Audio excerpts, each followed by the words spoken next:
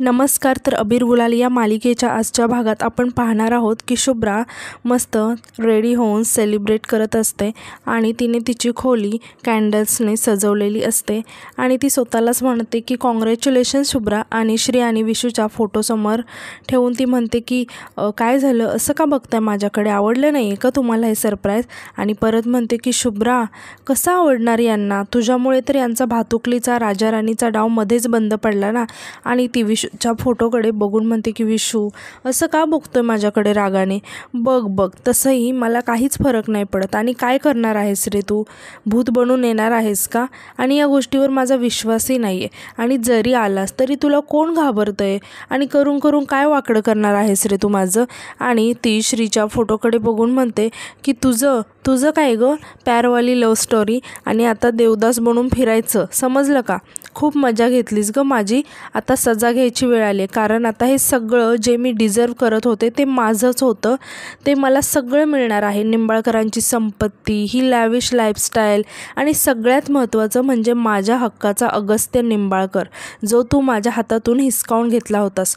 पण डोंट वरी, आता माझे सगळी स्वप्न पूर्ण होणार आहेत. आणि काय गं, तुला भिकारी वाटायची ना मी, आता बघच मी कशी करोडपती बनते ते. पण खूप कष्ट घ्यायला लावलं तुम्ही मला. तुम्हाला माहिती आहे का मी काय काय केलं, मला खोटं बोलावं लागलं, मला प्लॉटिंग करावं लागलं आणि या स्टुपिड डफरशी लग्न पण करावं लागलं. एवढंच नाही, याच्याशी लग्न करण्यासाठी याच्या त्या आईचं सगळं ऐकून घ्यावं लागलं, तिला मनवावं लागलं, तरी तू माझा पिच्छा सोडत नव्हतीस श्री. आणि विशूच्या फोटोकडे बघत म्हणते की विशू तुला माहिती आहे का, श्रीच माझी दुश्मन होती कायम, पण काय झालं, तूच मध्ये आलास टीचर ताई करत आणि काय म्हणे सगळ्यांना तू माझं सत्य सांगणार होतास असं म्हणून ती हसायला लागते. आणि म्हणते की पण काय उपयोग झाला त्याचा विशू, पण काय बोलायच्या आधीच गेलास ना निघून. आणि ती म्हणते की सॉरी, गेला नाही, घालवला. आणि अशा ठिकाणी घालवला जिथून परत कधीच येऊ शकणार नाही. आणि या सगळ्याचा आरोप काही न करता तुझ्यावर लावला मी श्री, तुझ्या या अगस्त्यच्या घरातून तुला बाहेरसुद्धा काढलं. आणि ती विशू श्रीच्या फोटोकडे बघत म्हणते की गाईज तुम्हाला खूप राग येत असेल ना माझा.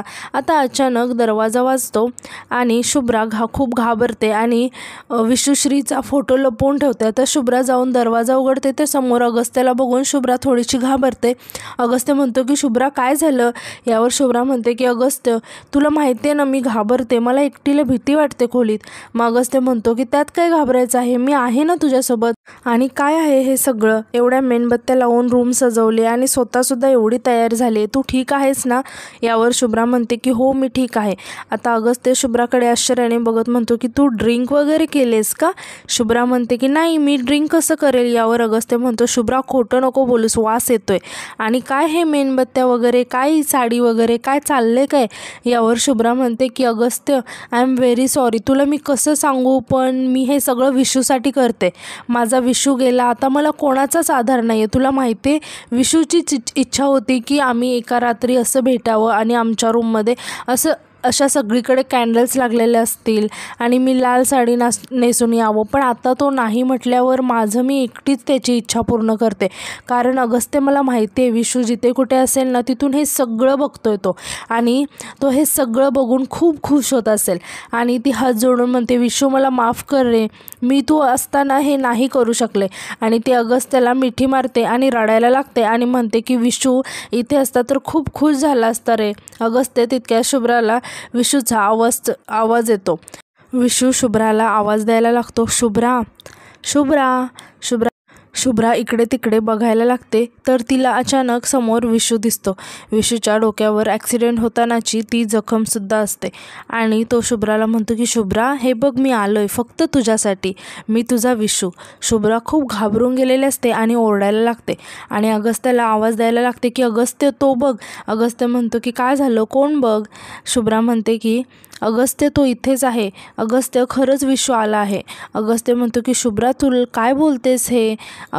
शुभ्रा ओरडत म्हणते की अगस्त्य अगस्त्य माझं ऐक की विशू इथेच आहे. अगस्त्य म्हणतो शुभ्रा तुला भास झाला होता, एक काम कर, तुला शांत होण्याची गरज आहे, तू आराम कर, तुला बरं वाटेल. मान्य आहे की तुझ्या जवळचा माणूस गेला आहे, असं होणं स्वाभाविक आहे, पण तू आता खचून नाही जायचं, तुला स्ट्रॉंग राहायचं आहे की नाही, जगाचा नियम आहे. अगं गेलेला माणूस परत कधीच येत नाही. शुभ्रा रडत म्हणते अगस्त्य प्लीज माझ्यावरती विश्वास ठेव, विशू इथेच आहे. अगस्त्य म्हणतो की तू शांत हो, तुला आरामाची गरज आहे. शुभ्रा खूप घाबरलेली असते आणि ती रडत म्हणते की नाही अगस्त्य, तुम्ही एकटं नाही राहू शकत तिथे. अगस्त्य म्हणतो की मला सांग, तुलाच का दिसला विशू, तू माझाही भाऊ आहे ना तो, मग मलाही दिसायला हवा. शुभ्रा तुला थोडीशी जास्त झाली आहे, तुला आरामाची गरज आहे. तेव्हा शुभ्रा म्हणते की नाही नाही नाही अगस्त्य, मी खरं बोलते. अगस्त्य म्हणतो तू आराम कर, मी आलोच. असं म्हणून अगस्त्य जायला लागतो. शुभ्रा घाबरून रडत म्हणते अगस्त्य प्लीज मला एकटीला सोडून जाऊ नकोस ना रे, प्लीज खूप भीती वाटते मला. अगस्त्य म्हणतो की शुभ्रा मी तुला सोडून कुठेही जात नाही आहे, तू माझी जबाबदारी आहेस.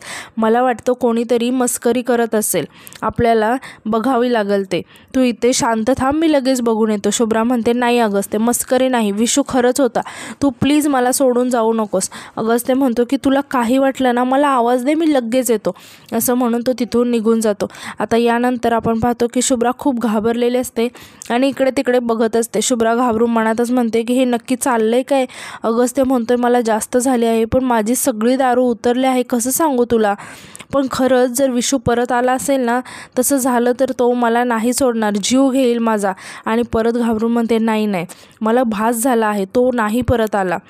यानंतर आपण पाहतो की अगस्त्य शांतपणे झोपलेला असतो. तेव्हा शुभ्रा तिथे येते आणि अगस्त्याला आवाज देत दरवाजा नॉक करायला लागते.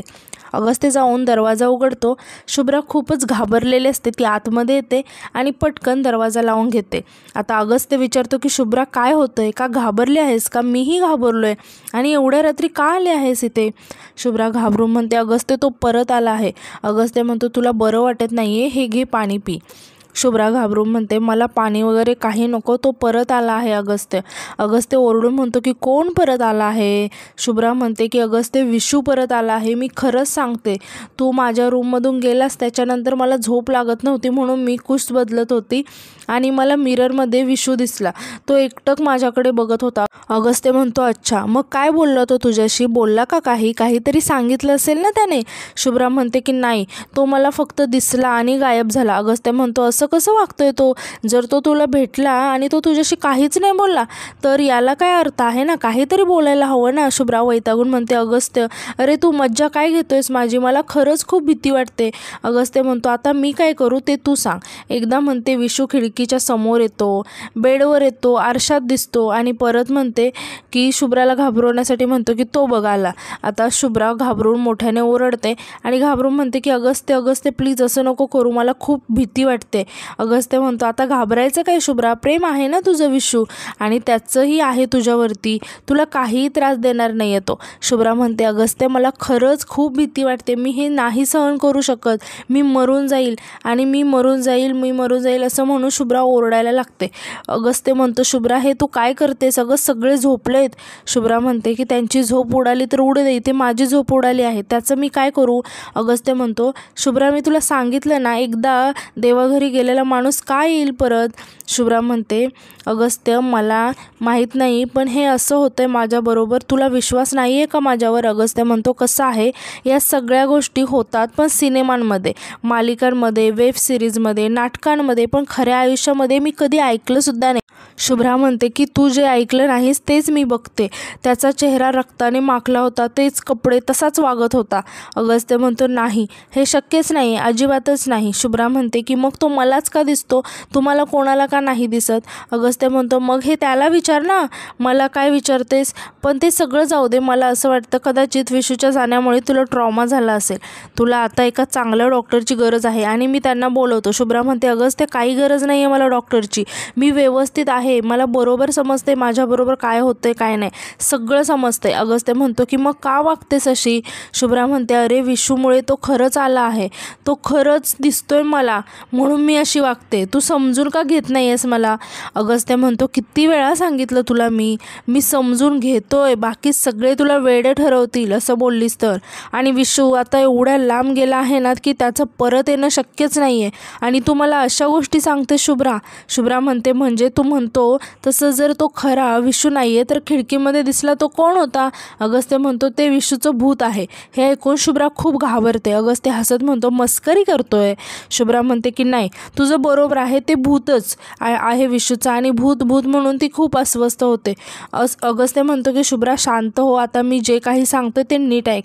हे भूत प्रेत वगैरे गोष्टींमध्ये ठीक असतं, आपण फक्त मजा घ्यायची असते आणि सोडून द्यायचं असते. आपण 21व्या शतकामध्ये आहोत, आता भूतांना सुद्धा जागा नाही आहे राहायला. तुझं जे काय चाललं आहे ना ते मनाचे खेळ चालू आहेत. आपण जसा विचार करतो ना तसंच आपल्याला दिसायला लागतं. तूच सांग, विशू तुझ्यावर खूप प्रेम करत होता बरोबर? मग शुभ्राला आठवतं की विशूने कसं तिच्यासाठी गिफ्ट आणलं होतं. अगस्त्य म्हणतो, आणि तू तर त्याच्यासाठी काय काय केलं आहेस? मग शुभ्राला तो विशूचा ॲक्सिडेंट केलेला दिवस आठवतो आणि हेही आठवतं की शुभ्राने विशूचा कसा जीव घेतला होता. अगस्त्य म्हणतो की तो गेला समजल्या किती रडलीस तू. तुझं स्वतःचं मन मानायला तयार नव्हतं की विशू गेला आहे. एवढा चांगला बॉन्ड होता तुमचा. कसं आहे, तुम्ही एकाच रूममध्ये राहत होता, त्यामुळे दोघांच्या आठवणी साठल्या आहेत. त्यामुळे कदाचित हा भास नाही तर तू मला सांग, तुझ्यासारखी मुलगी हे मानू शकते का?